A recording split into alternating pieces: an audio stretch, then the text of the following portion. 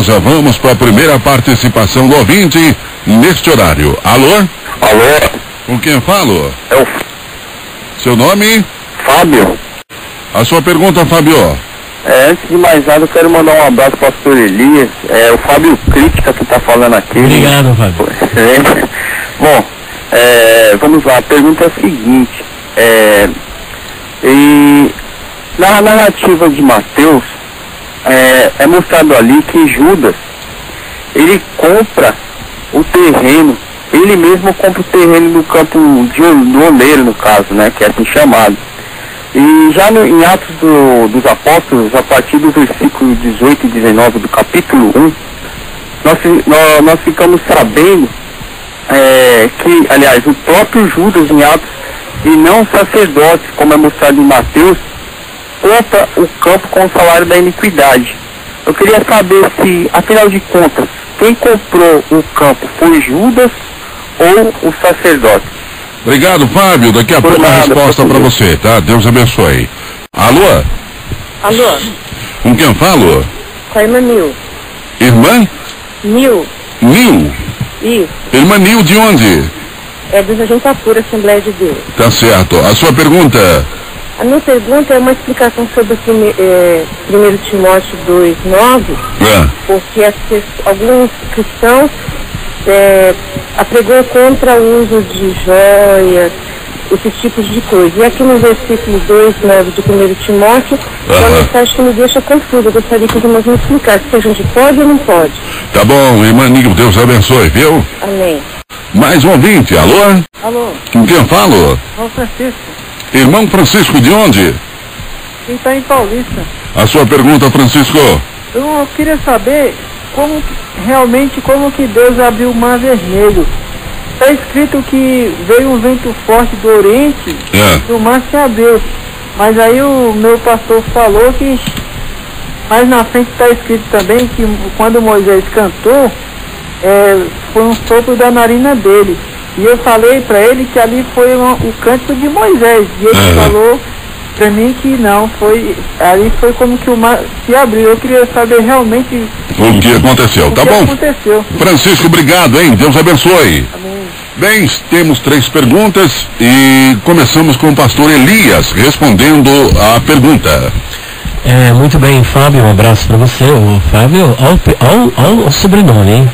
Fábio Críticas. Fábio, você é terrível, você não é fácil. Ele só veio fazer aquelas perguntinhas bem simples, bem fáceis, bem light, né, Fábio?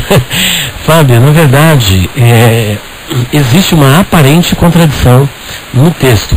Mateus capítulo 27, a partir acho que do versículo de número 6 em diante, versículo 5, né, que Judas foi enforcar-se e ele acordou com os sacerdotes um valor em que ele iria vender Jesus, né? Então foi um ato de traição por parte de Judas e ele vendeu Jesus por um determinado valor. E então Judas jogou o dinheiro dentro do templo e saindo enforcou-se. Os chefes dos sacerdotes, o que eles fizeram? De acordo com o versículo 6, ajuntaram as moedas e disseram: é contra a lei colocar esse dinheiro no tesouro, visto que é preço de sangue. Então decidiram usar aquele dinheiro para comprar o campo do oleiro para cemitério de estrangeiros. Então aqui, de forma clara, diz que os sacerdotes usaram o dinheiro para comprar aquele campo. Mas olha que curioso. Já em Atos dos Apóstolos 1:18, diz o seguinte: com a recompensa que recebeu pelo seu pecado, Judas comprou um campo e ali caiu de cabeça. Ora, não tem, do ponto de vista lógico, como Judas ter comprado aquele campo, visto que assim que ele jogou as moedas, ele foi e se enforcou. Então o morto não tem como voltar e aqui comprar um campo. Como é que nós podemos harmonizar essa aparente contradição? Judas pessoalmente comprou? Não, comprou indiretamente. É como se eu, um grande empresário, tenho alguém que trabalha nessa área comercial, a pessoa vai lá e compra. Ora, porque outra pessoa comprou com o meu dinheiro, não significa que eu comprei. O dinheiro era de Judas. E foi justamente esse dinheiro que já não pertencia aos sacerdotes, não pertencia ao templo, pertencia a Judas, ainda que este estava morto. Usando esse dinheiro que era de propriedade de Judas, eles compraram o campo. Então, indiretamente, quem comprou? Judas Iscariotes foi quem comprou. Então está aí harmonizada a aparente contradição. Respondendo mais uma questão então, pastor Marcelo Oliveira. Isso, eu respondo a questão do Mar Vermelho, que no original se chama Yam Suf, Mar dos Juncos, né? Ele era vermelho por duas opções. Quando nós estivemos em Israel, aprove Deus nós conhecermos o Mar Vermelho. Primeiro, por causa das montanhas do Sinai, o sol bate nas montanhas do Sinai e reflete na água, então dá a ideia dele ser vermelho. Segundo, porque é uma grande concentração de corais, uma grande quantidade de corais no fundo do Mar Vermelho que dá essa ideia. Por isso que a Bíblia chama de Mar Vermelho, mas no original é Mar dos Juncos, tá certo? Meu irmão, a resposta está na palavra de Deus e você estava correto. Olha aqui o verso de número 21, Êxodo 14, 21. Então Moisés estendeu a sua mão sobre o mar, e o Senhor fez retirar o mar por um forte vento oriental toda aquela noite, vírgula. E o mar tornou-se em seco, e as águas foram partidas. Depois isso vai corroborar com o verso de número 26. E disse o Senhor a Moisés: estende a tua mão sobre o mar, para que as águas tornem sobre os egípcios, sobre os seus carros e sobre os seus cavaleiros. Então, no momento em que Moisés, o servo do Senhor, estendeu sobre o mar o cajado, Deus fez aquele milagre sobrenatural. Soprou o vento oriental, as águas partiram, o povo de Deus passou em seco, e depois novamente, o texto diz, verso 26, que ele estendeu a mão sobre o mar, e as águas tornaram sobre os egípcios, sobre os seus carros e sobre os seus cavaleiros. E o capítulo 15 é apenas aquilo que corrobora com o texto do capítulo 14, no verso 8, e como o sopro das tuas narinas amontoaram as águas, quer dizer, fazendo uma alusão ao vento oriental que Deus mandou naquela noite. Alô? Alô? Bom dia, pastor Hélio. Bom dia, paz do Senhor, com quem eu falo? Amém, é o irmão Anael. Anael, você fala de onde, Anael? Eu falo de São Paulo, capital. Tá certo, a sua pergunta, Anael. Eu queria uma resposta sobre o livro de Deuteronômio, capítulo 22, versículo 5, acerca dos vestidos do homem e dos da mulher. Se é pecado a mulher usar calça comprida. Tá certo, obrigado pela sua participação, Deus te abençoe. Amém. Alô? Alô? Com quem eu falo? É mãe Gina, pastor Hermes. Ô, Gina, tudo bem com você? Tudo, pastor. Tá certo, Gina, sua pergunta. Minha pergunta, pastor Hermes, a mulher do fluxo de sangue, depois dela ser curada, ela foi convertida, ela se converteu ao Senhor? Tá certo, tá aí a pergunta feita. Obrigado, Gina, um ótimo domingo pra você. Você também, pastor. Obrigado. 38714998, pastor José Serafim. Vamos lá responder uma questão. Pois não. Temos aqui a pergunta da nossa irmã Nil, do Jardim Itapura, Assembleia de Deus. Ela está citando o texto de 1 Timóteo, capítulo 2, versículo 9. O Serafim já podia até ligar o Deuteronômio 22, sim, que está dentro do mesmo assunto. É verdade, para responder duas perguntas. Uma só. Uma só, é verdade. Irmã Ninho, o que o apóstolo São Paulo vem falando, ele vem dando instruções, orientação sobre o comportamento cristão diante de um mundo pagão. E a diferença que deve ter do cristão para o pagão. O paganismo usava tinha muitos costumes alusivos aos louvores e aos cultos aos seus deuses. Então o apóstolo está mostrando que agora, como cristãos, o costume é diferente, é outro.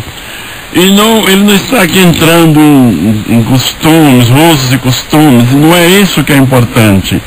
Ele está mostrando também que a mulher cristã não deve dar prioridade, não deve ser o mais importante para ela a sua aparência, ser muito bonita, chamar atenção, mas usar de modéstia, de simplicidade.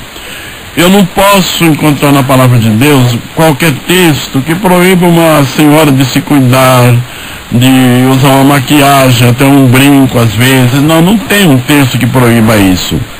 Aliás, irmã, eu não sei se o que eu vou falar aqui agora pode até me condenar um pouco, mas eu vou falar porque está na palavra de Deus. Quando as mulheres israelitas estavam adorando o Deus verdadeiro, todas elas tinham um brinco. Quando se desviaram, tiraram o brinco. E agora? No capítulo 32 de Êxodo, quando elas procuraram Arão e pediram que fizesse deuses, Arão disse: tira os brincos, as arrecadas. Elas tiraram, fizeram com aquele ouro um bezerro e passaram a adorar o bezerro. Então, uma irmã hoje, eu acho que, na minha visão, uma senhora, uma irmã, uma cristã cheia do Espírito Santo, ela não deve chamar atenção por qualquer coisa excessiva, por aquele brinco que parece uma roda de caminhão na orelha, né? Mas alguma coisa decente, bonito, e que satisfaça o seu ego, se apresente com satisfação. Não vejo mal nenhum nisso, irmã. Mais um ouvinte para falar conosco. Alô? Alô? Com quem eu falo? Eu falo com a irmã Ruth. Ruth? Isso. Ruth, você fala de onde, Ruth? Santo André. Tá certo. Qual é a sua pergunta, Ruth? Pastor, eu queria saber o que é pecar contra o Espírito. Abaixa um pouquinho o volume do seu rádio, por favor, irmã, para que a gente possa conversar. O que é pecar contra o Espírito Santo? Pecar contra o Espírito Santo. Tá certo. Daqui a pouco. Perdão. Daqui a pouco a resposta. Saber essa resposta, tá bom? Tá bom, minha irmã. Obrigado. Tá Também, o ouvinte continua nos acionando. Alô? Alô? Com quem eu falo? Pastor Arlindo. Pastor? Arlindo. Arlindo de onde? Aqui da Zona Norte, Santana. Tá certo. A sua pergunta, pastor Arlindo. Quero dar um abraço em todo mundo aí. Pastor Elias, um abraço pro senhor também, querido. Muito obrigado, pastor. Você está recebendo as mensagens, né? Nós estamos orando todos os dias por vocês. Estamos sim, pastor. Então tá bom. Pastor, eu queria saber se eu consigo localizar na Bíblia, estou estudando bastante, se eu consigo encontrar o nome da mulher de Jó. Eu não consigo encontrar. Se os irmãos podem me ajudar, e aí desde já agradeço muito e Deus nos abençoe ricamente. Obrigado, Deus abençoe. Vamos lá respondendo, portanto, as questões. Pastor Elias. Muito bem, vou trabalhar a penúltima questão, que é da irmã Ruth. Ela quer saber o que de verdade, de fato, significa o pecado imperdoável, mais conhecido como blasfêmia contra o Espírito Santo. Irmã Ruth, existem algumas linhas de entendimento acerca desta passagem que se encontra em Mateus capítulo 12. Alguns têm proposto, principalmente o pessoal da teologia reformada, que diz o seguinte, que a blasfêmia contra o Espírito Santo consiste em a pessoa ter um endurecimento do ponto de vista da fé, não crer no nome do Senhor Jesus. Então o incrédulo é a pessoa que blasfema contra o Espírito Santo. Eu tenho uma dificuldade em aceitar esse entendimento pelo fato de que na realidade todos nós éramos incrédulos.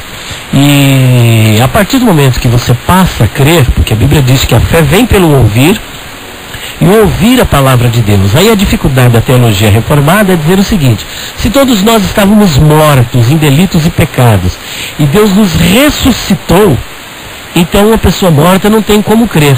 Aí vem a outra premissa. Bom, se a pessoa que está morta não tem como crer, então Deus ressuscitou, essa ressurreição espiritual é uma regeneração. Então nós também teremos que acreditar que Deus está regenerando, trazendo um novo nascimento para o incrédulo, porque se a pessoa não creu primeiro para depois ser justificada ou ser ressuscitada, então Deus está salvando incrédulos. Primeiro ele salva e depois diz que a pessoa deve crer. Então é outro problema na teologia reformada. Agora, quanto a blasfêmia contra o Espírito Santo, a gente deve analisar essa expressão à luz do contexto do capítulo 12.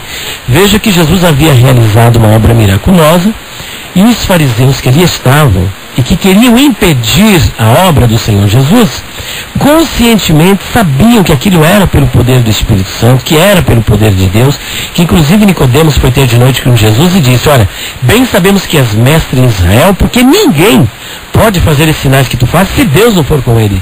Então eles tinham ciência de que era o poder de Deus, que era o poder do Espírito Santo, mas deliberadamente, maldosamente, conscientemente, eles preferiram atribuir esses atos miraculosos do Espírito Santo a Satanás. Então, em síntese, o que é blasfêmia contra o Espírito Santo? É você, conscientemente, maldosamente, atribuir a Satanás uma obra que você tem convicção, que você tem certeza e sabe que foi o Espírito Santo que fez. Só que isso deve ser feito de forma maldosa e consciente. E é justamente isso que os fariseus fizeram. Então, portanto, blasfemar contra o Espírito Santo é justamente isso. Atribuir a Satanás ou aos demônios uma obra que você tem convicção e certeza que foi o Espírito Santo que fez, e fazer isso de forma deliberada e maldosa. Pastor Serafim, vamos responder mais uma questão. Pois não. Aqui temos uma pergunta do irmão. Se o nome estiver errado, irmão, me perdoe se eu não tenho errado. Este irmão Anael. Isso mesmo. Isso mesmo, Anael de São Paulo. Ele está pedindo uma explicação sobre Deuteronômio, capítulo 22, versículo 5. O texto diz o seguinte: não haverá traje de homem na mulher, e não vestirá o homem veste de mulher, porque qualquer que faz isto, abominação é ao Senhor teu Deus. Irmão Anael, o que eu posso entender aqui é que Deus condena a confusão de sexo, que um homem se apresente como homem e mulher como mulher. Até mesmo uma condenação aí ao homossexualismo e a esses pecados. Não quer dizer isso que uma mulher não possa usar uma calça comprida. Tem calça comprida feita para mulheres, e às vezes até mais decente do que certas saias. O que uma mulher cristã deve zelar era para se vestir de forma decente e o seu corpo não seja um instrumento de pecado, chamar a atenção e despertar o interesse de homens de forma pecaminosa. É isso que é importante numa mulher cristã. Uma calça comprida, decente. Uma irmã trabalha num lugar que tem que subir escadas, e até mesmo na vida corrida de São Paulo, uma calça comprida dá para a mulher mais conforto, mais comodidade. Tá certo. Pastor Marcelo Oliveira respondendo mais uma questão. Vamos responder duas aqui, linkar uma outra. De Marcos capítulo 5, que a nossa irmã pergunta se a mulher do fluxo de sangue continuou servindo a Jesus. Possivelmente sim. Embora a Bíblia se cala sobre esta mulher, mas nós cremos, como Jesus disse para ela, que a fé dela havia salvado aquela mulher. Eu poderia falar um pouco da tradição histórica, mas nós precisamos ficar com a Bíblia. Segundo a tradição histórica, o nome dessa mulher era Verônica, e ela continuou sim seguindo ao Senhor Jesus. Aproveito também, já respondo para ganharmos tempo, sobre a questão do pastor Arlindo, sobre a mulher de Jó. O nome da mulher, não tem. Isso, a Bíblia também não menciona a Bíblia da mulher. Segundo a tradição judaica, o nome dela era Citis. Agora deixar bem claro, segundo a tradição judaica, o nome dela era Citis. Nós não temos amparo bíblico para afirmar. E eu, como sou muito bíblico, eu não gosto de ficar especulando, eu fico com a Bíblia. Agora, se quiser cultura, está aí. Você pode pesquisar aí. Segundo a tradição judaica, o nome da mulher de Jó era Citis. E segundo a tradição histórica, o nome da mulher do fluxo de sangue era Verônica. Tá certo. Mas fica com a mulher de Jó, né? A Bíblia, né? Exatamente. 38714998, vamos lá, mais um ouvinte para falar conosco. Alô? Alô? Com quem eu falo? Valdirene. Valdirene? Isso. Paz do Senhor, minha irmã, você fala de onde? Eu falo de Osasco. Osasco, Valdirene de Osasco. A sua pergunta? É que eu estou lendo aqui a Bíblia Plenitude, e aqui em Gênesis 18:12, está falando a respeito de Abraão e Sara. E tem uma tradução que está falando sobre prazer sexual. Isso não é muito pesado para estar traduzido assim? Como é que é? Qual é o texto, irmã? Gênesis 18:12. Mas isso é uma nota de rodapé, não é isso? Não, não. É a tradução, porque em alguns textos está dizendo assim que já havia cessado o costume das mulheres, outros diziam que já havia cessado, mas aqui está dizendo assim: como poderei ter prazer sexual agora que eu e meu Senhor já estamos velhos? Eu achei um pouco pesada essa tradução. O que vocês acham a respeito disso? Eu penso que a palavra deleite aqui no original hebraico, se não me falha a memória, é a palavra Edinah, que vem da mesma raiz de Éden. Éden era o paraíso, o deleite. Então, a melhor tradução que mais se aproxima do original é essa, deleite ou prazer, tá? Acho que sexual aí foi uma inserção do tradutor ou do editor, mas a palavra no original, se não me falha a memória, é Edinah, que é prazer ou deleite, tá bom, irmã? Alô? Alô? Com quem eu falo? Irmã Lúcia. Irmã Lúcia, paz do Senhor, minha irmã. Paz do Senhor Jesus. Você fala de onde, Lúcia? Aqui São Manuel. São Manuel? É. Tá certo, a sua pergunta. Eu gostaria de saber, pastor, se quando Salomão, quando ele morreu, se ele morreu afastado dos caminhos do Senhor. Se ele estava afastado dos caminhos do Senhor. Isso. Tá certo. Obrigado, minha irmã. Amém. Hoje as irmãs estão predominando aqui, né? Hoje as irmãs, pela primeira vez, estão participando mais. Alô? Alô? Com quem eu falo? João. João, você fala de onde, João? Estou na Moca. Tá trabalhando aí na Moca, né? Tá certo. Um alô para todos os seguranças, porteiros que trabalham ouvindo o nosso programa. Meu muito obrigado. A sua pergunta, João?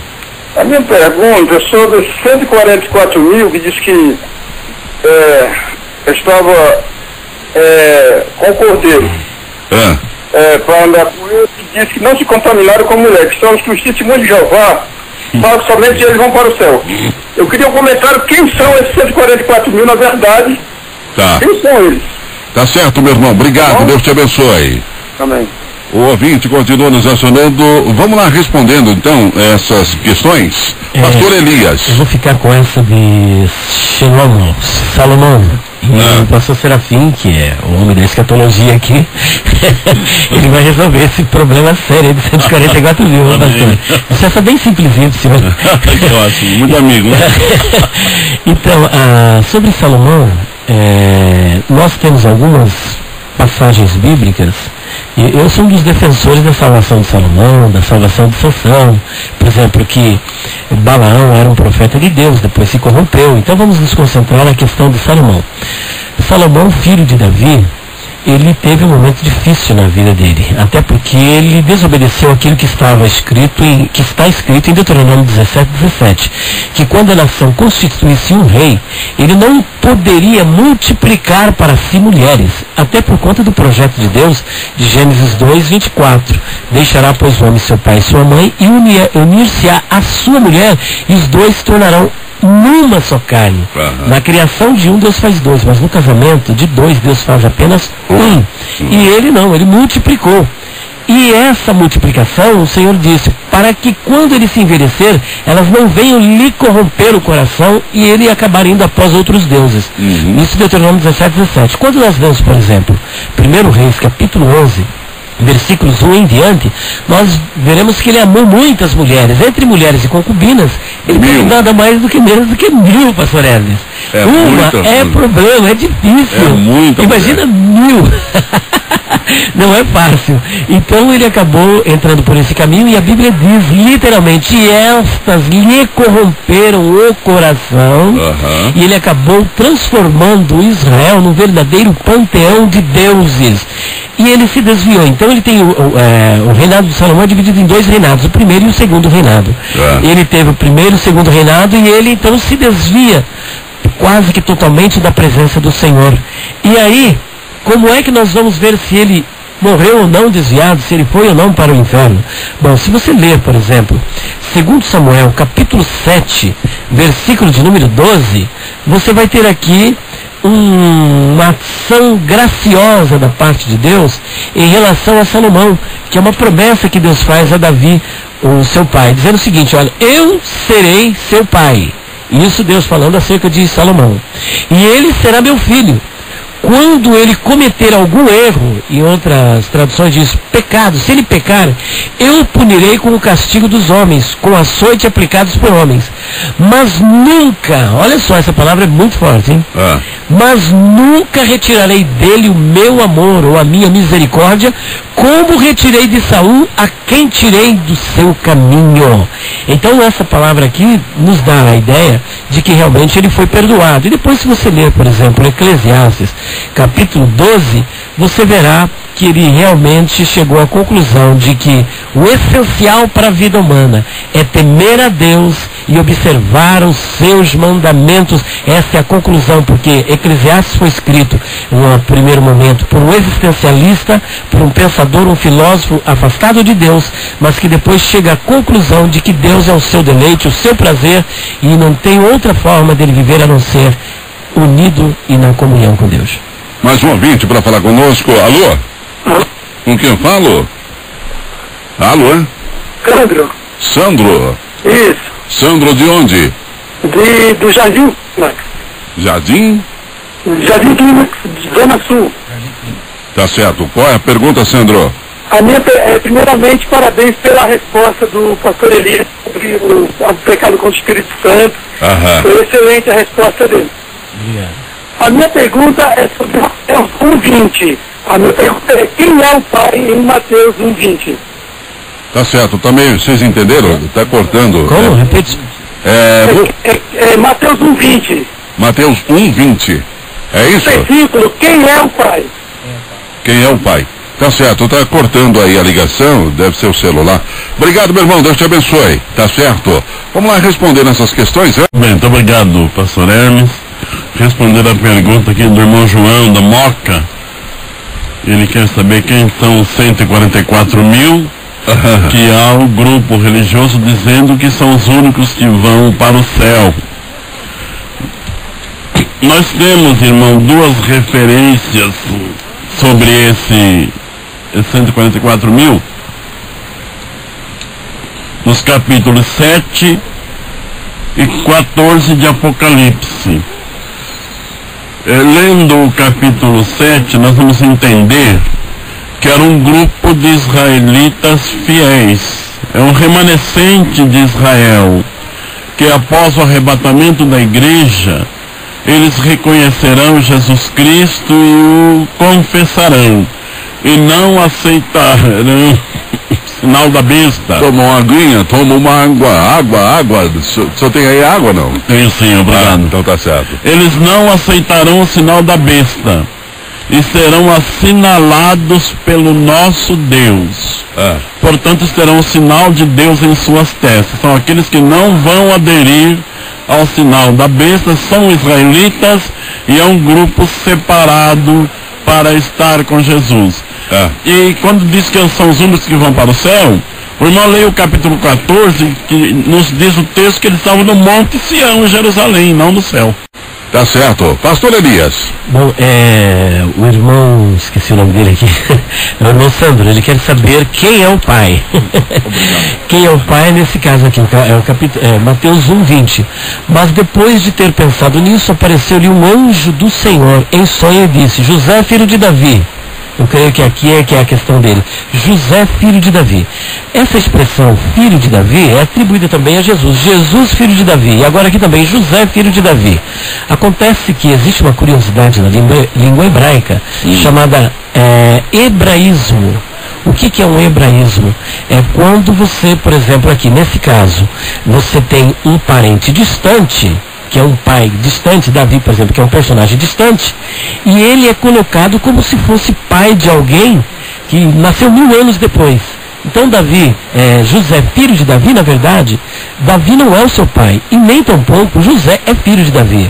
Mas acontece que ele é da mesma linhagem, da mesma descendência, portanto ele é conhecido como filho de Davi, assim como Jesus também é chamado de filho de Davi, quando na verdade ele é um parente muito distante, e a distância entre ambos aqui é de aproximadamente 1000 anos. Olha, meu muito obrigado, um forte abraço para você. Logo mais às 18 horas, nós temos culto da família na Rua Laureano 877, bairro de Camilópolis, na cidade de Santo André.